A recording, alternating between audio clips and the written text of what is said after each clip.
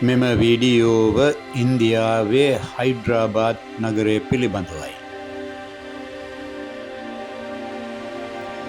හයිඩ්‍රාබාද් යනු ඉන්දියාවේ තෙලංගානා ප්‍රාන්තයේ අගනුවර සහ විශාලතම නගරයයි. එය දකුණු ඉන්දියාවේ උතුරු කොටසේ මුසිගන්ටුර දිගේ ඩෙකන් සානුවේ කිලෝමීටර් 650ක් එවත් වර්ග සැතපුම් 250ක භූමි ප්‍රමාණයක් වසා පැතිර පවතී.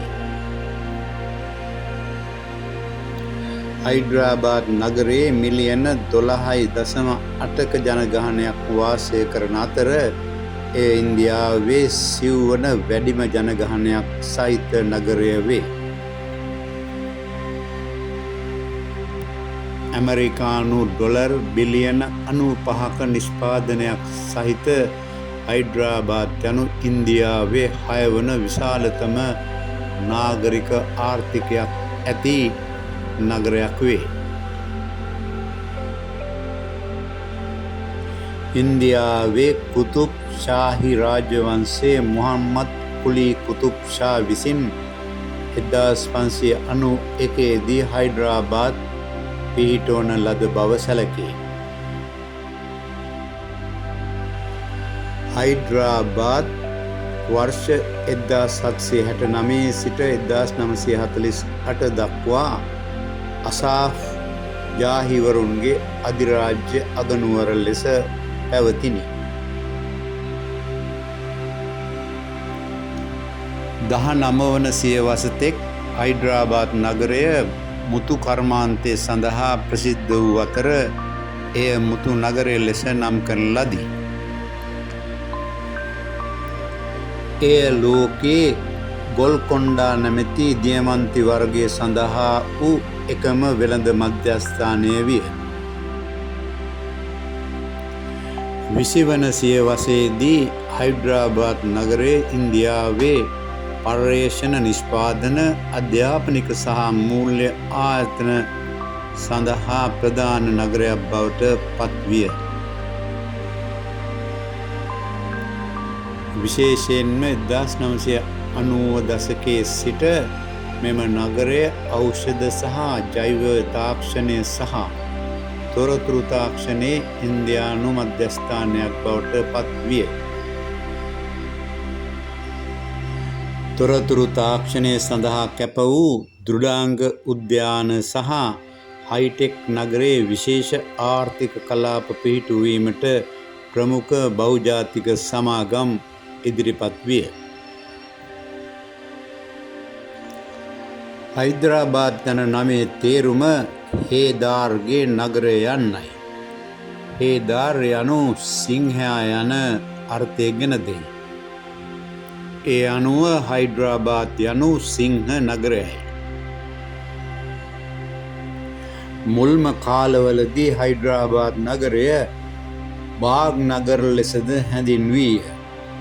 බාග් නගර යන තේරුම උද්‍යාන නගරය යන්නයි. වර්ෂ 1947 දී ඉන්දියාව නිදහස ලබන විට හයිඩ්‍රාබාද් නගරය වෙනම පාලනයක් යටතේ පැවතිණි.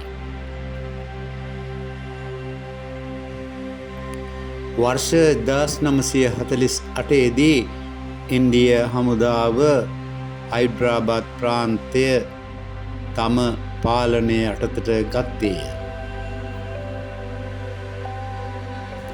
හයිඩ්‍රාබාද් නගරය දකුණු තෙලංගානාවේ මූසී ගඟ දිගේ පිහිටා ඇත. එය ඩෙකන් සානුවේ කොටසක් වේ. මහා හයිඩ්‍රාබාද් ප්‍රදේශය වර්ග කිලෝමීටර් 650ක් පමණ ආවරණය කරයි. හයිඩ්‍රාබාද් නගරය කළුගල් සහිත කඳුකර භූමියක ඉදිකර තිබේ. හයිඩ්‍රාබාද් නගරය තුළ කුඩා කඳු රාශියක් පවතින අතර එහි උසම ස්ථානය මංජාරා නැමැති කන්දයි. හයිඩ්‍රාහි බොහෝ විල් පවතී. ඒවා බොහෝ විට සාගර ලෙස හැඳින්වේ. ඒ අර්ථය වන්නේ මුහුද යන්නයි.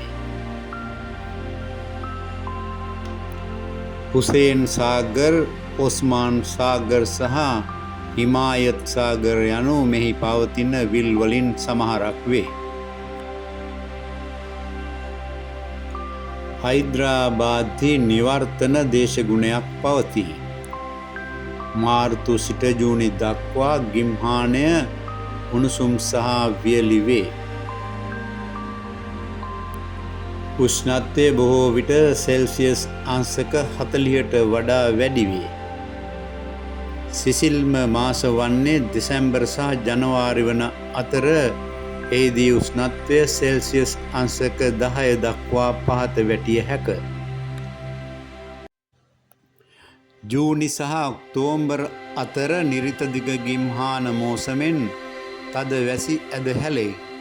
මෙය හයිද්‍රාබාද් වාර්ෂික වර්ෂාපතනෙන් වැඩි කොටසක් ගෙනෙනු ලබයි. නගරයට වසර පුරා හිරු එළිය ලැබේ. හයිද්‍රාබාද් නගරය ජාතික පිරිසිදු වායු නගරයක් ලෙසද පිළිගැනේ. හයිද්‍රාබාද් නගරයේ සොබා දහම ආරක්ෂා කිරීම සඳහා කැපවීමකින් යුතුව කටයුතු කරයි. හයිද්‍රාබාද් වල පිහිටා ඇති බොහෝ විල් සහ කඳු බොහෝ සාක සහ සතුන්ට නිවහන වේ. මෙම ප්‍රදේශ ආරක්ෂා කිරීම සඳහා නගරයේ ජාතික වන උද්‍යාන කීපයක් සහ වනජීවි අභය භූමීන් පිහිටුවා තිබේ. හයිද්‍රාබාද් යනු ඉතා ජනාකීර්ණ නගරයක් වේ. වර්ෂ 2011 දී එය ඉන්දියාවේ සිව්වන වැඩිම ජනගහනයක් සහිත නගරය බවට පත්විය. බොහෝ අය ඉන්දියාවේ අනිකුත් ප්‍රදේශ වලින් හයිද්‍රාබාද් වෙත සංක්‍රමණය වී සිටි. හයිද්‍රාබාදේ ජනතාව බොහෝ විට හයිද්‍රාබාදී ලෙස හැඳින්වේ. එම ජනතාව ප්‍රධාන වශයෙන් තෙලුගු හෝ උර්දු කතා කරති. අරාබි, මරාති, මරිවාරි සහ පතාන් වැනි ප්‍රජාවන් නියෝජනය කරන කුඩා කණ්ඩායම්ද හයිද්‍රාබාද්හි වාසය කරයි. බොහෝ ආගම්වලට අයත් ජනතාව මෙහි වාසය කරයි.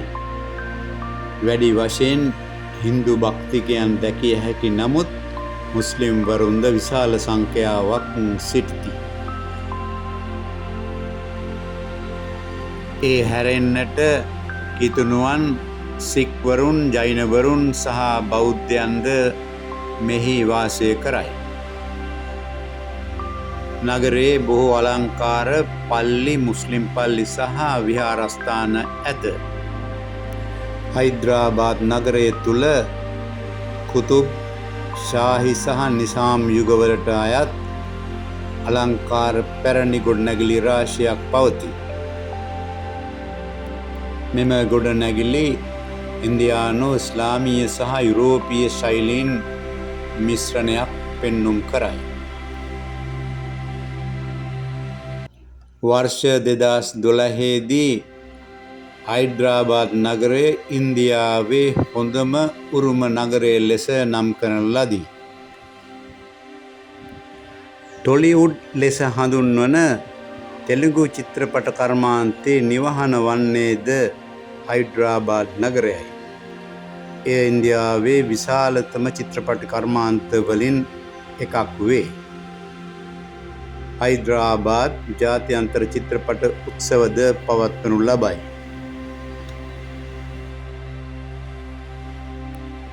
හයිද්‍රාබාද්හි රාමෝජී චිත්‍රපට නගරය ලොව විශාලතම චිත්‍රපට චිත්‍රාගාරය ලෙස ගිනස් ලෝක වාර්තා මගින් පිළිගෙන ඇත.